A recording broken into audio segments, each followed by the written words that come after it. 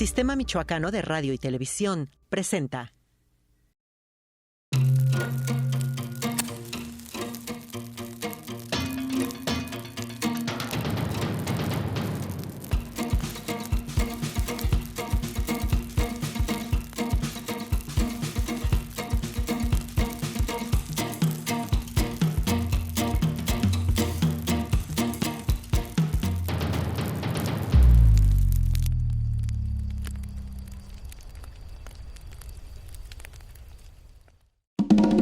Carla Pascual es escritora y viajera, y reúne ambas fascinaciones en un género que nos toma de la mano para asistir con ella a lugares conocidos o ignotos: la crónica. La crónica de viaje que se resignifica en autobiografía íntima y en narrativa que describe y amplifica diversas culturas que se extienden por el mundo. Carla Pascual tuvo la oportunidad de conocer Qatar y vivir allí por espacio de 1 año y medio, antes incluso de que ese país fuera designado como sede del Campeonato Mundial de Fútbol. De su estancia académica, de la vivencia y del asombro, nació un libro, Descubrirme en Qatar, donde la autora expone su cotidiano resuelto en interesantes descripciones, preguntas, categorías de análisis sobre una cultura diferente a la occidental, situación que incluso la llevó a establecer replanteamientos de carácter personal y colectivo. De eso y más, conversamos esta noche alrededor de la fogata.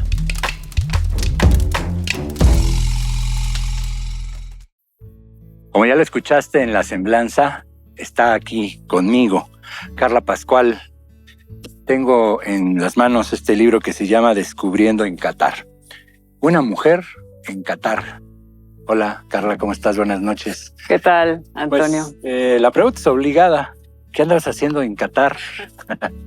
¿Cómo llegaste allá? Digo, se vuelve el tema interesante o doblemente interesante porque de por sí que hayas estado allá y hayas podido escribir todas las vivencias es ya un asunto que nos interesa. Y obvio que pues tenemos a la puerta un mundial de fútbol que se va a llevar a cabo ahí. Entonces, ¿qué andabas haciendo ahí? Sí, muchas gracias. Pues antes que nada, muy contenta de estar aquí contigo en Morelia de vuelta, que yo crecí aquí. Y pues yo siempre me ha gustado pues viajar, conocer otros países. He vivido en Estados Unidos, en Francia, en Islas Cook, en Qatar. Me gusta conocer otras culturas, absorber sus visiones. Entonces, yo estudié una maestría en Estados Unidos, en una universidad estadounidense, Carnegie Mellon.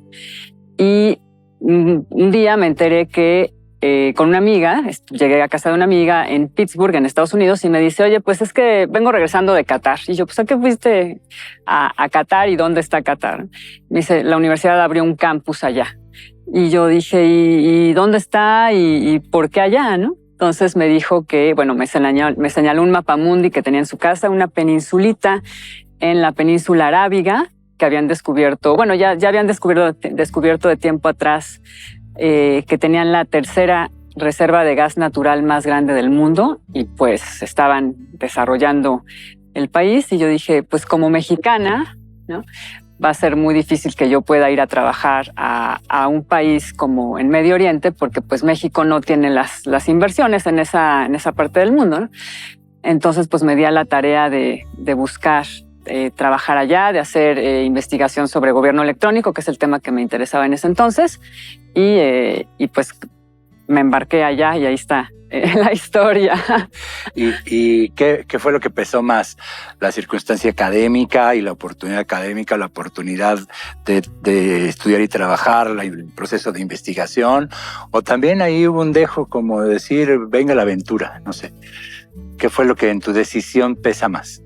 Yo creo que en la emoción, digamos, yo creo que fue este espíritu, ¿no? De salir al mundo que siempre he tenido.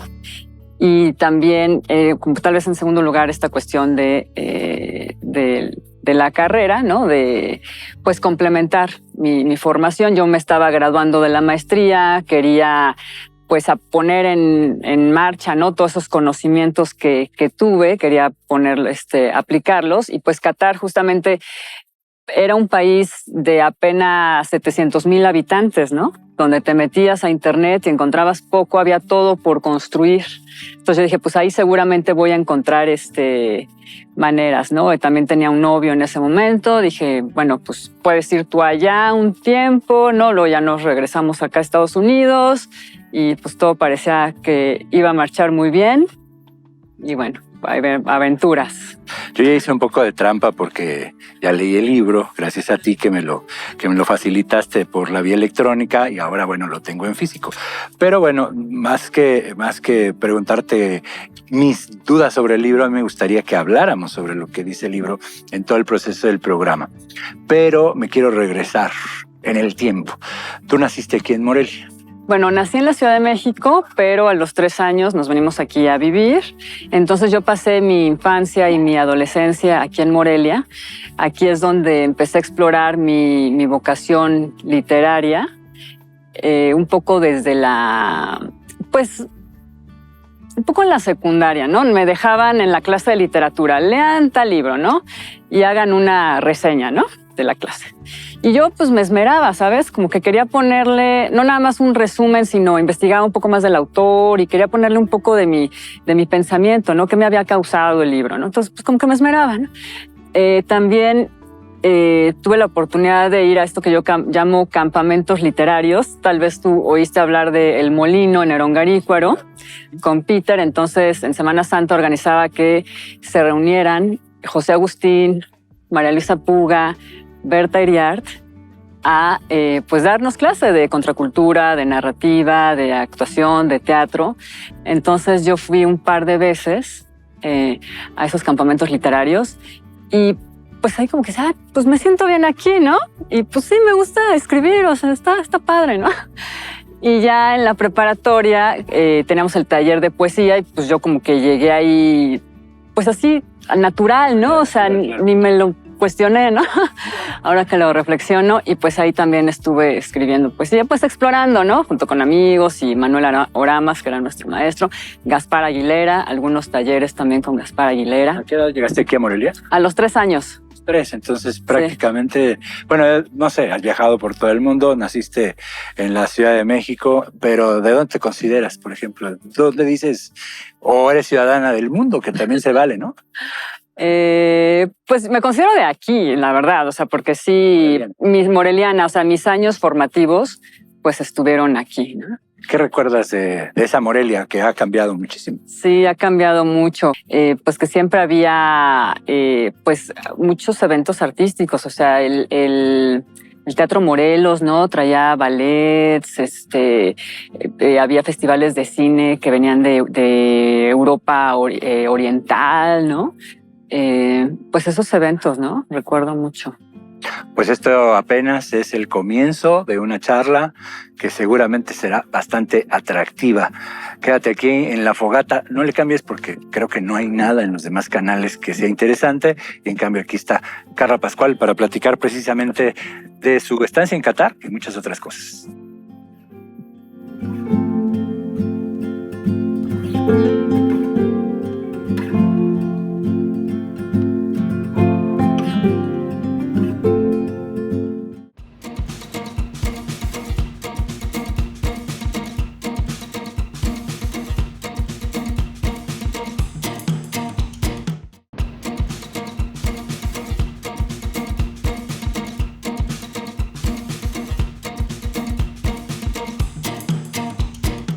Regresamos a La Fogata, estamos platicando con Carla Pascual y bueno, ya nos comentaste que naciste en la Ciudad de México, llegaste aquí a Morelia a los 3 años, en esta ciudad maravillosa que de alguna u otra manera forma parte de tu vida, aunque seas ciudadana del mundo y te sientes como moreliana. Y bueno, después todos esos procesos en los cuales te vas relacionando con el tema de la literatura, entre otras cosas, y bueno, entre la pausa y que le dábamos un traguito al café, tú me estabas hablando también de lo que te impulsa a estudiar ciencias políticas, ¿no? Sí, pues en la preparatoria, seguía escribiendo poesía, pero también me gustaba mucho pues la política, ¿no? Saber qué estaba pasando en México. Eran años, el 94, que surge el movimiento zapatista, asesinato de Colosio, entonces la cuestión política estaba muy, muy interesante en México. y decidí estudiar ciencias políticas. Yo pensé que escribir pues era como un pasatiempo, ¿no? Algo padre para hacer con los amigos de la prepa. Y decidí ir a estudiar a México Ciencias Políticas en el CIDE, que fue la verdad una experiencia, fue muy formativa, ¿no? Y pues es parte de mí, ¿no? Claramente. Y más adelante una maestría en políticas públicas como para ser más aplicado, ¿no? Poder hacer trabajo más aplicado. En ese año convulso que señalabas de 1994, el levantamiento zapatista, el asesinato de Colosio, un año antes el asesinato de Juan José Posadas Ocampo, el asesinato de Ruiz Massieu, en fin, que hay toda una circunstancia, el proceso electoral mismo, ¿no? Que incide ahí también en esa parte de haber elegido ciencias políticas. ¿Y cómo lo vives? ¿Desde qué óptica vivenciabas todos esos acontecimientos que sucedían de pronto en ese México convulso? No sé si más o menos del convulso que tenemos hoy de este país. Sí. Pues quería yo como incidir, ¿no? O sea, leía el periódico, ¿no? Y pues quería yo incidir, ¿no? También por eso quería estudiar ciencias políticas y más adelante políticas públicas, aunque no me di cuenta, ¿no? Cuando yo estaba en la preparatoria, pues me quedaba en la casa escribiendo poesía o ensayos, ¿no? Los revisitaba, los reeditaba, ¿no? Ahí estaba mi vocación de escritora, pero pues no, como que no te das cuenta, ¿no? Básicamente como hacer un proceso de interpretación de los acontecimientos, sí. Era lo tuyo, no sé, hacer ensayos, colaboraciones. Sí, digo, análisis. no publico. Bueno, tal vez llegué a publicar en alguna, ahorita que lo mencionas, ¿no? En alguna revista de unos amigos que estaban en la preparatoria, ¿no? También. Entonces tal vez, no recuerdo exactamente, pero puede ser que tal vez llegué a publicar algún ensayo, ¿no? De política o sobre la situación política de México en ese entonces. ¿Nunca te pasó la idea por la cabeza de entrar a la política y ejercer? No, más bien era no desde un puesto de elección popular, sino más bien como desde el gobierno, ¿no? Desde el Estado, ¿no? A realmente hacer las cosas. Ciencias políticas me dio muchísima formación y teoría, ¿no? Y entendimiento, y luego la maestría en políticas públicas la busqué para hacer cuestiones pues prácticas, para realmente poder incidir, ¿no? Era realmente mi objetivo pues hacer las cosas, ¿no? No estar hablando de que vamos a hacer las cosas, ¿no? Que estaría bien hacer las cosas, no, vamos a hacerlas. ¿Y de ahí a dónde te vas después de haber estudiado ciencias políticas? Terminaste en el CIDE y después, ¿qué sucede en tu vida? Sí, bueno, estuve trabajando, pues me tocó que ganó Fox, ¿no? Las elecciones del 2000, ganó Vicente Fox, que pues para una parte de la población fue como pues la esperanza, ¿no? Un cambio. Tuve la oportunidad de trabajar en ese gobierno, en la Presidencia de la República, pero pues yo quería algo más práctico, ¿no? Entonces, y bueno, siempre me ha gustado estudiar, ¿no? O sea, entonces busqué esta maestría en políticas públicas en Estados Unidos, en Carnegie Mellon, y bueno, apliqué a varias universidades, pero pasaban muchas cosas que hacían que escogiera yo irme a Carnegie Mellon, que es una universidad que a lo mejor en México no conocemos tanto, pero sí es reconocida, y pues ya de ahí luego pues fue el brinco a Qatar, ¿no? O sea, por algo tenía yo que llegar ahí, por muchas razones, pero esa fue una razón, digo, yo no la sabía, ¿no? Tal vez que el destino me puso ahí en Carnegie Mellon. Que fue un brinco impresionante, ¿no? Desde que tomaste el avión, ¿qué ibas pensando mientras abordabas el avión? Y ya habías visto en el globo terráqueo dónde estaba Qatar, pero estaba muy lejos de, no solo, creo, ¿no? En términos físicos, ¿no? De lo que tienes que pasar de un lado a otro del mundo, sino también en muchos otros sentidos, ¿no? Queda muy lejos Qatar. ¿O qué tan lejos queda Qatar? Yo te preguntaría ahora que tú lo tienes bastante dimensionado. Pues está del otro lado del mundo tal cual y está muy lejos de lo de cómo cree uno que son las cosas, ¿no? O sea, yo estuve buscando, ¿no? Que me dieran una oportunidad de trabajar en el campus allá. O sea, el campus allá llevaba 2 años. O sea, no es que estuviera todo armado, ¿no? No, para nada, ¿no? Entonces yo llego y les digo, quiero hacer investigación, y el rector dice, ok, pues a ver cómo le hacemos, ¿no? Entonces me dijo, haz tu descripción de puesto, ¿no? Entonces la hice, la aprobaron, dijeron, ok, sí, vente, ¿no? Y cuando me llegó mi oferta laboral por correo, yo así, o sea, dije, ay, qué padre. Y el siguiente pensamiento fue, estoy loca. O sea, dije, estoy loca. Y luego cuando me llegó mi visa, que la ves que está en inglés y en árabe, dije, estoy loca. Y luego cuando me subí al avión, ¿no? Y que veo a estas mujeres árabes totalmente cubiertas de negro, no solamente se le veían los ojos, dije, estoy loca otra vez. Y así, o sea, varias llegué, y al otro día que me levanté y que vi Doha, en ese entonces, 2005, era un desierto, ¿no? Que estaba esperando a ser construido. O sea, sí había edificios, sí había calles, ¿no? O sea, había infraestructura, ¿no? Pero veías las avenidas que surcaban el desierto y que esperaban, ¿no? Ser construidas, ¿no? A los lados, ¿no? Por edificios, ¿no? Entonces también dije, y era un calor, ¿no? En pleno agosto, un calor húmedo que pues sí te ahoga, ¿no? Te asfixia. Y dije, otra vez estoy loca, y ahí Morelia, ¿no? Morelia con sus plazas, ¿no? Arboladas y su arquitectura de cantera. Y aquí, pues, puras casas blancas, ¿no? Entiendo que cuando tú llegas, no es que Qatar sea nuevo y se hayan inventado la ciudad, pero apenas estaba en proceso de construcción como tal, ¿no?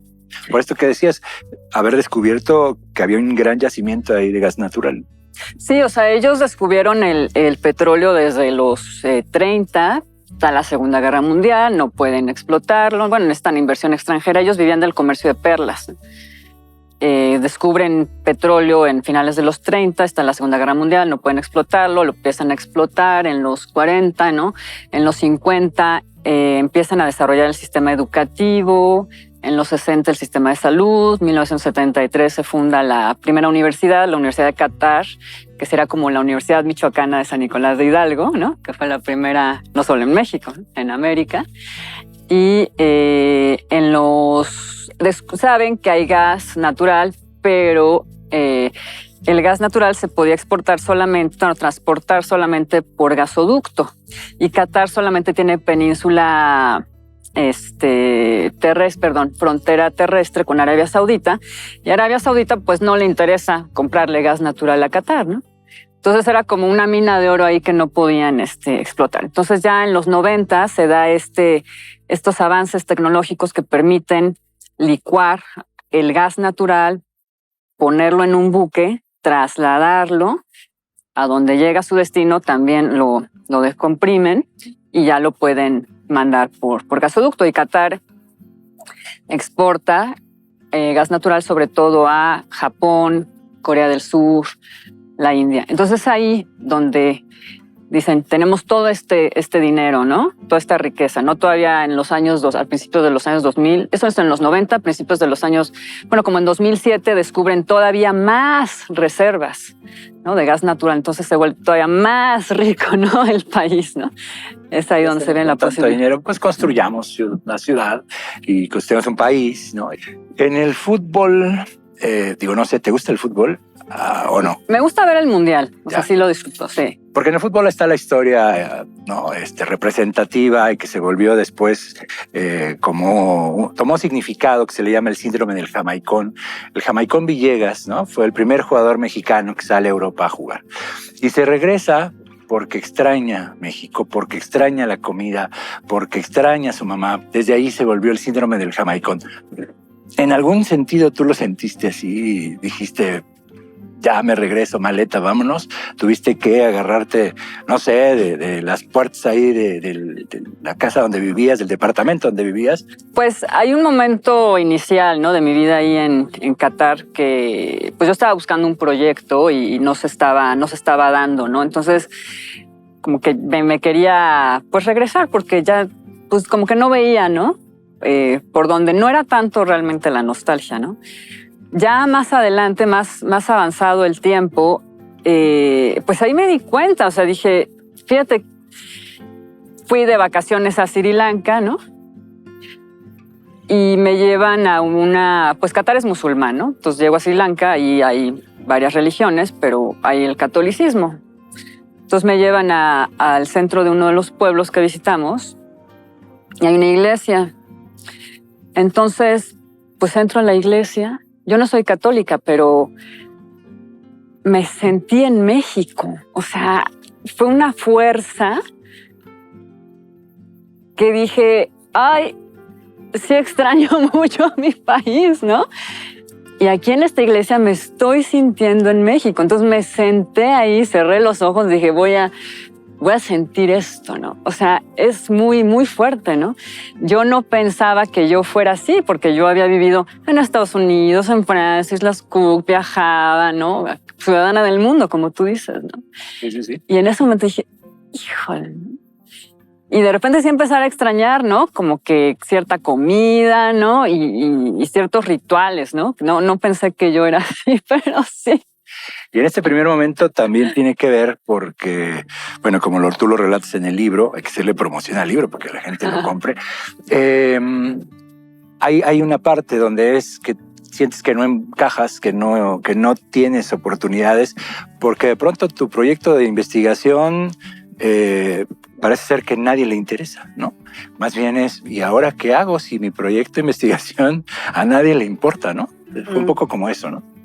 Sí, pues fue estar buscando, ¿no? Picando piedra y buscando oportunidades. Y finalmente sí hubo una, no quiero spoilear mucho, ¿no? Pero sí hubo una oportunidad que además me encantó porque, digo, a mí me gusta la cultura, el arte, obviamente, ¿no? Entonces llegué a Qatar y yo vi así como que, pues no había mucha cultura o muchos museos, ¿no? O la gente no está afuera porque hace mucho calor, entonces tampoco ves estas festivales en la calle o rituales en la calle, o sea, realmente no. Education City, donde yo trabajaba en esta universidad, que fue fundada, Education City, por la jeque Somoza, la consorte del emir reinante en ese entonces, invitó a varias universidades a estar ahí en Qatar y hacer de Qatar un polo educativo. Pues ahí tienen varios edificios pues, muy impresionantes, ¿no? De arquitectos mundialmente famosos. Entonces eso a mí me gustaba, pero el lado cultural, histórico, arquitectónico de Qatar, pues como que no. Tú pensabas, pues Qatar aquí todo es nuevo y hay centros comerciales y se están construyendo hoteles de lujo, ¿no? Bueno, o sea, pero pues tuve esta oportunidad de hacer este proyecto sobre el patrimonio arquitectónico de Qatar y difundirlo a través de un sitio web. Entonces eso me encantó porque pues pude satisfacer, ¿no? Esa necesidad que yo tenía de conocer más sobre el país, sobre su historia, los vestigios. Es algo de lo que no oímos mucho sobre Qatar, ¿no? Menos ahora con el Mundial, que todos son estadios y centros comerciales y la experiencia de lujo, ¿no? Entonces, pues este libro ayuda a ver ese lado de Qatar, ¿no? Que es un lado profundo, ¿no? Yo creo que le diríamos el lado profundo de Qatar. Y a mí me gustaría que después de la pausa regresáramos no necesariamente a lo que relatas en el libro, sino más bien sí, y sí también dentro de lo que relatas en el libro, pero sobre todo a partir de lo que podamos reflexionar de Qatar como un país que está no solo del otro lado del mundo, sino que pertenece a Oriente. ¿Y qué significados tiene eso en referencia a lo que a nosotros nos han nombrado desde que somos niños, diciéndonos que somos de Occidente? ¿Te parece? Sí, con gusto. Regresamos a la fogata, no tardamos.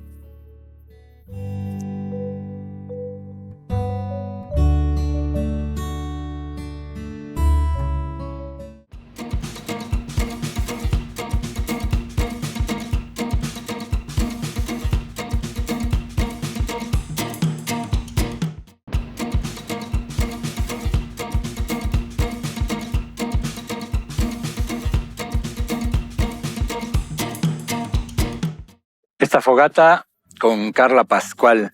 Nos estabas platicando acerca de los de las primeras vivencias que tienes cuando llegas a Qatar. Y antes de ir a la pausa yo te decía, ¿cómo es este impacto vivencial de primeros sentidos? Porque todos tus sentidos estaban involucrados en este andar por Qatar. ¿Cómo resulta ese primer impacto para ti? Sí, pues en primer lugar, como la vista, ¿no? O sea, ya desde el avión, estas mujeres cubiertas de negro, llego a la terminal, bajamos y pues es este paisaje de vestimentas, ¿no? Negro de las mujeres y blanco de los hombres. Entonces, ya desde ahí, como que dices, no, sí, ya llegué, ya llegué a otro lado, ¿no? Salí y eran casi las 11 de la noche, ¿no? Salgo de la terminal, pongo el pie afuera y pues es el calor, ¿no? Un calor húmedo que es en esa época del año, en agosto, en el verano, que es muy intenso, ¿no? Y luego a la mañana siguiente, pues ahí ya rezan 5 veces al día, ¿no? Porque no hay intermediario entre el creyente y Alá, Dios, ¿no? No hay un sacerdote. O sea, ellos directamente se conectan con Dios. Entonces, por eso es que hay que rezar 5 veces al día. Y pues me despierta así como que un sonido, ¿no? Y bueno, pues es el llamado al rezo, ¿no? Y luego también la sed, ¿no? O sea, como que me desperté con sed. Fue una sed que pues me duró todo el tiempo, ¿no? Y el olfato, pues como que no había mucho que oler, ¿no? ¿El desierto no huele? Pues no, aquí en México sales a caminar. Bueno, allá no sales a caminar casi a las calles, ¿no? Hay alguna temporada del año sí, pero pues no hay puestos en las calles, ¿no? Como aquí, tienes todos unos aromas, ¿no? Entonces, pues es el primer impacto sensorial, el idioma, ¿no? Llegas a la universidad y pues había de culturas de todos lados, ¿no? Luego cuando empezamos ya a dar las clases, pues eran en inglés, pero pues llegaban los alumnos, ellos estaban hablando en árabe, ¿no? Entonces estás escuchando otro idioma que nunca vas a entender, ¿no? Que realmente estudiarlo implicaría mucho tiempo y es un tono, es un poco como golpeado, no sabes si están enojados o se están regañando. Y pues las calles también, ¿no? Digo, todos los señalamientos están también en inglés, pero pues ves las nombres de las calles, ¿no? En árabe, ¿no? Todo en árabe, o vas al súper. Entonces, esas marcas que tú conoces aquí desde siempre, la lata, ¿no? Viene en inglés y en árabe, ¿no? Entonces, toda una delicia. Hasta tengo fotos, ¿no? De todas esas etiquetas, ¿no? O sea, es maravilloso. Además, tan bonita la caligrafía árabe, ¿no? Es todo un deleite, ¿no? Y tiene un trazo maravilloso, ¿no? Sí. Como tú lo dices, es un deleite a la vista, pero no entender y estar allá debe de ser también una circunstancia de complicación, ¿no? Sí, cuando estás aislado del mundo. Sí, un poco aislado. O sea, Qatar es un país donde sí, el 10% de la población solamente son catarís. El resto son extranjeros que van a trabajar y sus familias, ¿no? 85% provienen de Asia y de África. Y solo el 5% vienen de pues, el resto del mundo, ¿no? Que implica América, Europa, ¿no? Solamente el 5%, Australia, el 5%, ¿no? Es o sea, si bien están todos ahí, ¿no? Pues realmente convivir con los catarís, ellos son muy hospitalarios, ¿no? Pero hay barreras, ¿no? Está la barrera del lenguaje, que aunque hablen inglés, o sea, yo tenía una amiga catarí y hablábamos en inglés, ¿no? Pues nunca me va a invitar a sus fiestas con sus amigas porque van a estar hablando en árabe, ¿no? O sea, realmente, ¿no? Está esta barrera, ¿no? Y también está la cuestión de la segregación de género. En Qatar, en público, los hombres están por un lado, las mujeres por el otro. Solamente pueden convivir si son en lugares privados, si son familia. Sí interactúan en el medio académico y profesional, pero según la institución puede haber las oficinas para los hombres, las oficinas para las mujeres, ¿no? Y está todo muy, muy segregado. Entonces, por ejemplo, esta amiga Mel, ¿no? Le decía, bueno, pues ¿por qué no vamos a mi clase de yoga o a natación, no? Me dicen, pues si es mixto, sí es mixto, pues no puedo ir, ¿no? Entonces, son todas estas diferencias, ¿no? Que pues no terminas, ¿no? de penetrar en la cultura, ¿no? A pesar de que sean muy hospitalarios, de que se hable inglés, de que te puedas desenvolver, pues no terminas de entrar, ¿no? Digo, afortunadamente yo pude hacer este proyecto y pues pude involucrarme más con la idiosincrasia y la historia, ¿no? Pero si no, pues realmente estás como muy en tu mundo, ¿no? Es claro, el idioma, como tú lo mencionabas, la segregación en términos de género. Y la otra es la religión. Pesa también, ahí tiene un peso importante para sentirse que estás en otro lado del mundo. Pues por ser musulmán, pues tienes, por ejemplo, no pueden beber alcohol, ¿no? ¿Qué más? Pues Ramadán, ¿no? Que es Ramadán es el mes sagrado en el que se le reveló el Corán al profeta Mahoma, ¿no? Entonces, pues ellos tienen todos sus festejos, ¿no? Ayunan desde el amanecer hasta que anochece, ¿no? En la noche están festejando. Yo sí tuve oportunidad, un alumno, bueno, Hatem, que trabajó conmigo en el proyecto, me invitó, ¿no? A una de las tantas celebraciones que hacen. Ahí estuve, sí, a una casa. Ellos no eran cataríes, ellos eran de Jordania, ¿no? Pero bueno, igual árabes, musulmanes, ¿no? Y pues en un lado estaban los hombres cenando y todo, y en otro comedor estábamos nosotros las mujeres, ¿no? Cenando. O sea, él me invitó y así como que pues ya te vas con mi mamá, ¿no? Y yo me vengo acá con mis tíos, mis hermanos, toda la parentela, ¿no? Y ok, está bien, pues bueno, ¿no? ¿Eras la única mexicana en Qatar? ¿Has sido la única mexicana? ¿Hay noticias de otras mexicanas o mexicanos? No, sí hay. Actualmente en Qatar hay una comunidad como unos 600 mexicanos, o sea, no somos tantos, ¿no? Pues bastantes, pero para lo que se pensaría, digamos. Sí, cuando yo estaba allá, pues no había ni consulado, ni embajada, ni nada, ¿no? O sea, le correspondía a la embajada del Líbano. Yo tenía una amiga, Maga, que estaba en otra universidad estadounidense, Cornell, estaba dando también, hacía una investigación. Y bueno, sí, nos llevábamos, ¿no? A veces, no convivíamos, o sea, fuimos de viaje y tenía algunos otros amigos mexicanos, pero éramos realmente muy, muy pocos, ¿no? Entonces, y pues en temas de ciencias sociales como yo, pues en ese entonces, pues realmente no. A lo mejor ahorita hay uno que otro por ahí, pero... y la única moreliana. ¿De dónde llega más gente? De Europa, me imagino, o de Latinoamérica también hay bastantes personas que llegan allá a Qatar. Bueno, han llegado muchos venezolanos, ¿no? Que han pues migrado de Venezuela, porque como está la industria petroquímica en Venezuela y en Qatar tienen la industria del gas natural, pues son ingenieros. Son ingenieros que van y trabajan allá. México, muchos pilotos aviadores, ¿no? A raíz de Mexicana, la aviación que quebró, se fueron para allá. Tal vez algunos ingenieros también. Realmente en el sector energético y turístico, ¿no? Es que están ellos. Como mujer extranjera que vivías en Qatar, ¿tenías algunos permisos o tenías que, de alguna manera, hoy, ¿no? Son de las cosas que leemos en los periódicos, que si la prensa se tiene que comportar de tal o cual manera, de que si no deben hacer estas cosas. En fin, tú como extranjera, ¿qué permisos tenías o qué circunstancias tenías que adoptar por el hecho de estar en Qatar? Pues mira, ellas allá, las mujeres, visten su abaya, que es su prenda que las cubre, ¿no? El cuerpo, su sheila, que es su mascada. Nosotros como extranjeras no nos requieren eso, ¿no? Entonces era una vestimenta recatada, ¿no? O sea, tu camisa hasta acá, ¿no? Cubrir las piernas, sin escote, ¿no?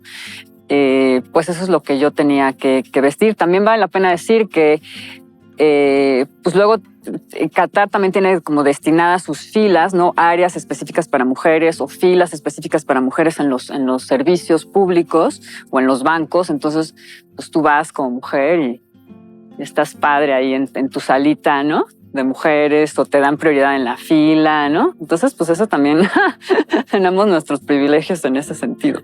En algún momento, no sé, sentiste como ganas de incitar a la rebelión a las mujeres cataríes, decirles, oigan, yo vengo de otra realidad, ustedes podrían tener otro tipo de circunstancia alrededor, no sé. No, realmente no, o sea, ellas pudieron haberme dicho, ¿no? Pues nosotros también tenemos otras circunstancias. Entonces, no, a mí lo que a ver, sí, la cultura árabe musulmana es muy distinta a la nuestra, ¿no? Entonces a mí me hizo, conforme la fui conociendo respecto a la familia, las mujeres, el noviazgo, el matrimonio, ¿no?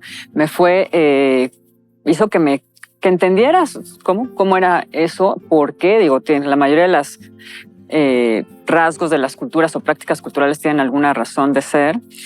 Yo me empecé a reflexionar y a cuestionar sobre mi propia cultura, ¿no? Que es lo que el libro también muestra. Yo regresé de allá con una percepción muy distinta de lo que es la cultura árabe musulmana, las mujeres allá, las mujeres en Occidente, ¿no? Lo que pensamos que somos, que Occidente nos da a las mujeres. Y yo dije, a ver, espérense, o sea, hay ciertas cosas que tal vez nos beneficiaríamos si hiciéramos las cosas distintas, ¿no? A como lo hacemos. Y por eso escribí ese libro, quería llegar a eso. Entonces fue más bien entender y pues no, en ningún momento incitar, ¿no? Ellas pudieron haberme también incitado, ¿no? Sí, por supuesto. Era una pregunta un poco tramposa de mi parte porque en algunas entrevistas que he leído y lo que has respondido es esta circunstancia de replantearte tu cultura. Me gustaría que lo pudiéramos platicar con cierta profundidad, pero mientras le damos un traguito a nuestro café y pues nuestra audiencia se echa una pausa y volvemos.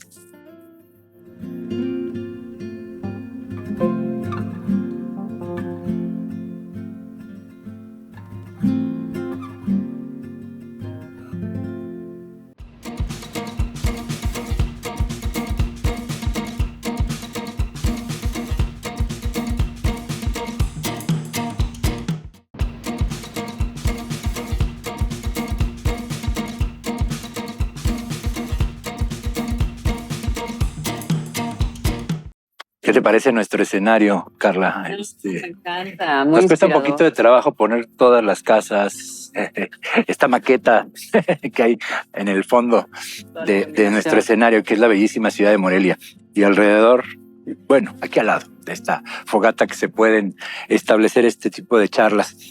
Te preguntaba este asunto de replantearte la cultura, porque creo que también tenemos una visión del mundo como occidentales a partir de uno de nuestros países que de alguna manera nos quiere dictar cómo mirar y cómo ver y cómo pensar las cosas. Diría a Carlos Fuentes, pobre México, tan lejos de Dios y tan cerca de Estados Unidos. En ese sentido, me parece que también parte de nuestro posible impacto de visitar a algún país de Oriente tiene que ver con esta noción de lo que de repente nos dicen que es la libertad. Ahí, ¿cómo fue esta mirada tuya? ¿Cómo empezaste a sentir estos contrastes? Y no sé si en algún momento dijiste, creo que me habían contado una película, pero no me habían dado otra versión de esa película, ¿no? Sí, pues sí, nos hablan mucho de la libertad y digo, está bien. Pero bueno, obviamente tiene ciertas consecuencias, ¿no? Entonces, una de las cuestiones que yo me cuestioné, y sí, voy a hacer polémica, es, pues allá los matrimonios son arreglados por muchas razones históricas y es un tema también colectivo, ¿no? Allá estamos en el desierto, árido, no hay plantitas, no hay cactáceas, ¿no?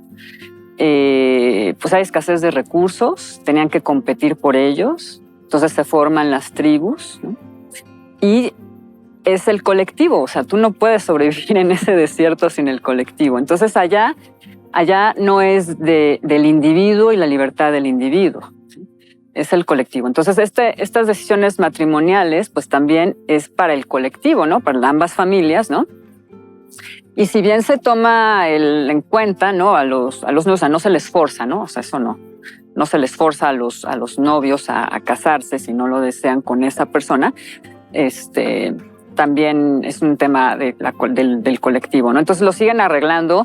Una tercera parte de los matrimonios entre los catarís también son consanguíneos, entre primos de primero y segundo grado, también por razones históricas de que los escasos recursos quedarán dentro de la tribu, ¿no? no fuera de la tribu, ¿no? Si tú te casas fuera de la tribu, pues a lo mejor hay algunos recursos que tienes que desviar. Digo, tal vez en algunos momentos sí convienen, no sé, pero bueno. Entonces, pues dices, claro, en Occidente no es cómo vas a la libertad del individuo, ¿no? Cómo vas a hacer que arreglarles el matrimonio, ¿no? Entonces me empiezan a platicar ese tema y dice, bueno, pues es que ya nos conocemos, ¿no? O sea, si somos familia consanguínea, pues ya alguna vez conocí a mi primo, ¿no? O sea, porque entre primos, pues sí pueden verse hombres y mujeres, ¿no? Pues ya más o menos lo conozco, ¿no? Si no, pues lo conoceré en unos encuentros con un chaperón, ¿no? Previo a que decidamos. Pero ya nuestras familias buscan que nuestras familias con la otra familia, pues sean la familia política, checan su reputación, ¿no? Su honestidad, su religiosidad, o sea, saben de la familia, ¿no? De la familia política, de la familia con la que se van a unir, saben de tiempo atrás, ¿no? A tu pareja, a tu prometido, tal vez no lo conozcas tanto como aquí que tenemos un noviazgo, ¿no? Pero que no llegamos a conocer tanto a la familia, ¿no? O no en los hechos, pues sí, nos pueden decir lo que, ¿no? Mi novio me puede decir maravillas de su familia, pero pues no lo has conocido a lo largo de la vida, ¿no? Para saber en los hechos eso, ¿no? Entonces yo dije, pues sí, a nosotros nos parece muy, pues muy absurdo, ¿no? Que les arreglen el matrimonio. Y dije, bueno, pues es que también está muy descabellado que nosotros aquí, si bien conocemos en el noviazgo, pues no conocemos a la familia detrás, ¿no? A veces no conoces ni a tu propia pareja, ¿no? Pero... Ni a tu propia pareja. Entonces dije, es que eso es, o sea, es libertad, pero está descabellado. O sea, ya lo vi ahí y dije, es descabellado que nos casemos con una persona de la que sabemos, de su familia que sabemos tan poco, ¿no? Y con respecto al tema de las mujeres, no sé, de la vestimenta, que también es una circunstancia que se habla, ¿no? Las mujeres tienen poca libertad, no se pueden vestir con minifalda, no pueden ir con el rostro descubierto. No sé, ahí me imagino que también descubriste otra manera de entender el tema de la mujer, de ser mujer. Y luego acá pensamos, ¿no? Pobres mujeres, como si abajo de la valla se llama la valla y la Sheila o la burka. La burka fueran ahí con una cara, un dejo de tristeza perenne, ¿no? Entonces, no sé, creo que es otra la realidad, ¿no? Sí, bueno, yo desde que me subí al avión, ¿no? Yo vi esas mujeres cubiertas de negro y a mí me parecieron pues, como muy desenvueltas, muy seguras de sí mismas. O sea, no me pareció que estuvieran ni tristes, ni que fueran agachadas o sumisas, ¿no? ¿no? Y luego con mis alumnas, era una universidad mixta, ¿no? Pero la mayoría eran mujeres, pues yo siempre las vi como también muy desenvueltas, ¿no? Más allá, más que seguras de sí mismas. Había algo más en ellas, ¿no? Que seguridad en sí mismas, que yo decía, ¿qué es? No alcanzo a descubrir qué es, ¿no? O sea, como que no necesitaban agradar, ¿no? Las felicitabas, ¿no? Porque hicieron muy bien el trabajo o algo y decían, pues sí, o sea, como que... Tienen la posibilidad de estudiar. No era arrogancia. Sí, o sea, tienen la posibilidad de estudiar, ¿no? De trabajar, o sea, sí es cierto que son decisiones que se tienen que tomar en conjunto con el hombre de la familia, pues son unas sociedades patriarcales, ¿no? Pero pues también ellas tienen ciertos beneficios, ¿no? Por ejemplo, la esposa, allá pues sí, el hombre es el encargado, desde siempre, desde toda la vida, es el jeque, ¿no? Que es el jefe de pueblo, familia o poblado, ¿no? Que está encargado de el bienestar y mantener a la familia, ¿no? Entonces, pues la esposa, el marido, pues le tiene que dar su pensión, ¿no? Y la mujer, desde el Corán, ¿no? Le reconoce conciencia financiera. Entonces, la dote que le dan, ¿no? Los recursos, los ingresos que llegara a ella a tener por tener un trabajo, tener un negocio, ¿no? O la herencia que pudiera recibir, ese patrimonio, ella es para ella, o sea, no se espera que lo ponga a disposición de la familia, ¿no? Ni para arreglar los asuntos familiares que el marido dice, me quedé sin trabajo, pues... ¿eh? Pero yo tengo mi guardadito. ¿Cuánto tiempo duraste allá en Qatar? ¿Cuánto tiempo viviste? Estuve 1 año y medio. Año y medio. Sí. Y en algún momento, ahora te replanteo la pregunta. Comenzando esta charla te dije, ¿en qué momento dijiste ya me voy? Llegó un momento donde dijiste, mejor me quedo, o ya me quiero quedar, o me gustaría quedar. Sí, pues yo tenía muy claro, ¿no? Que iba por cierto tiempo, ¿no? Las cosas cambiaron y me quedé un poco más, pero siempre pensé que iba a ser cierto tiempo. Y como te digo, o sea, pues siempre sentí como esta separación, ¿no? Con la cultura, a pesar de la hospitalidad de los cataríes, ¿no? Están estas barreras del lenguaje y la segregación de género, ¿no? Todas estas cosas. Entonces, pues no, y la verdad es que dije, pues yo me regreso a mi país. O sea, yo también me sorprendí un poco. O sea, dije, pues es que tú de mundo, ¿no? Sentías de mundo. Y pues sí soy de mundo, pero pues no quise ni quedarme más en Qatar, ni quedarme más en la región, porque pues allá hay muchos empleos, ¿no? Está muy lejos, o sea, está muy lejos geográficamente. También está lejos de nuestra cultura, ¿no? Y tampoco tenía pues una pareja, ¿no? Que dices, bueno, hacemos una vida juntos aquí, nos casamos, que mucha gente sí, ¿no?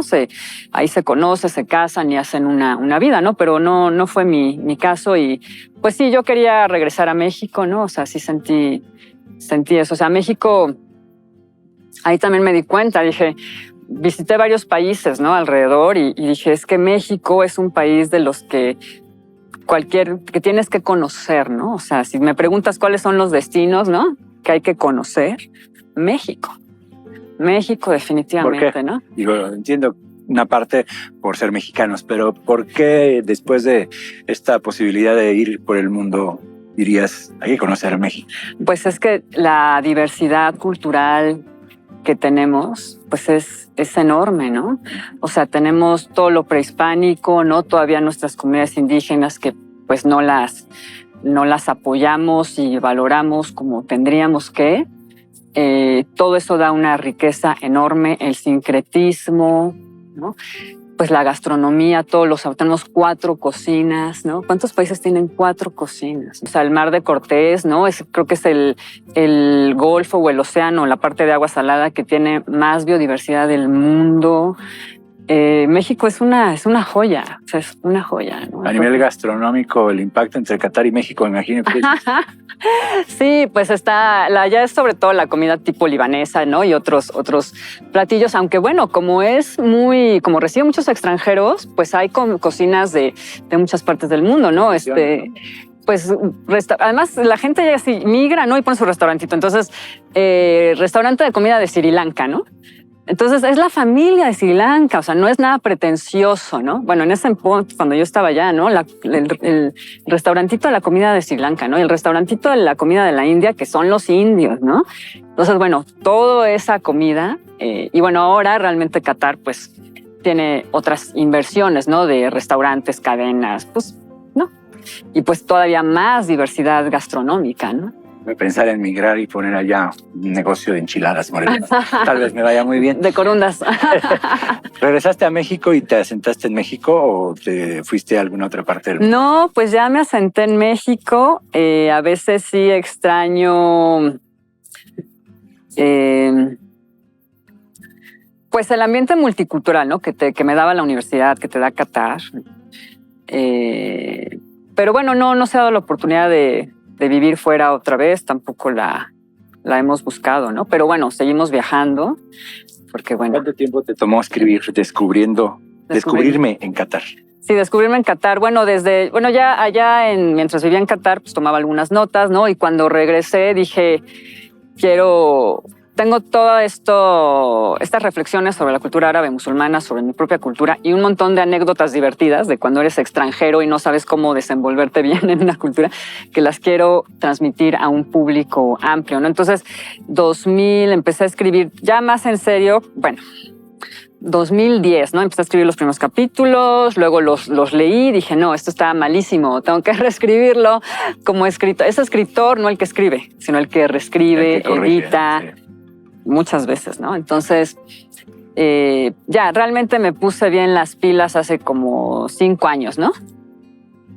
Y aquí O sea, digamos está. unos 12 años. Acaba de salir prácticamente. Sí, acaba de salir del horno. Ahorita está, pues ya está en algunas librerías, ¿no? El Sótano en todo el país, en Gandhi en todo el país, en las ferias del libro. Aquí en Morelia está en el Traspatio, Café Michelena. ¿A qué te vas a dedicar, Carla? ¿O qué te dedicas? ¿Porque escribes? ¿Porque estudias ciencias políticas? ¿Porque haces muchas cosas? A futuro, ¿qué miras para Carla? Pues voy a seguir escribiendo crónica de viaje, que me gusta y tengo en mi sitio web de todo el mundo, ¿no? De aquí también de Michoacán, ¿no? San Jerónimo Purenchecuaro, voy a sacar otras más y pues seguiré escribiendo esas crónicas de viaje y tal vez un libro de estampas sobre las Islas Cook, que son unas islitas, 15 islitas en el Pacífico Sur entre Hawái y Nueva Zelanda, ¿no? Y me gusta también escribir literatura para niños. No le he podido dedicar, ¿no? Porque pues, tú sabes que escribir una novela es algo de largo aliento, entonces bueno, a mí me absorbió, ¿no? Pero tal vez recuperar eso que me divierte mucho. O sea, me gustó mucho escribir, descubrirme en Qatar, pero escribir para niños creo que es lo que más me divierte. Una última pregunta, porque tenemos un minuto, pero ahorita que dijiste escribir una novela, hay quienes aseguran que el género del siglo XXI será la crónica, y ahorita que decías que piensas dedicarte a la crónica de viaje, pero en Descubrirme en Qatar, ¿es una crónica? ¿Es autobiografía? ¿Cómo valoras? Sí, es una autoficción. Autoficción de autobiografía, pero también ficción porque si uno escribe las cosas como sucedieron, literariamente no funciona, ¿no? O sea, necesitas enlazarlas con una trama novelada, ¿no? Y eso es lo que te da la ficción. Además, por ahí bien dicen que la realidad no es como sucede, sino como se recuerda. Claro, también. Hay muchos puntos de vista. Muchas gracias, Carla, por estar aquí esta noche en La Fogata. Muchísimas gracias, Antonio, y gracias a tu público también. Gracias a ti que nos miraste en esta noche, en esta conversación con Carla Pascual. Descubrirme en Qatar, consigan el libro. Muchas gracias a este gran equipo de La Fogata. Nos vemos. Mi nombre es Antonio Monter. Chao.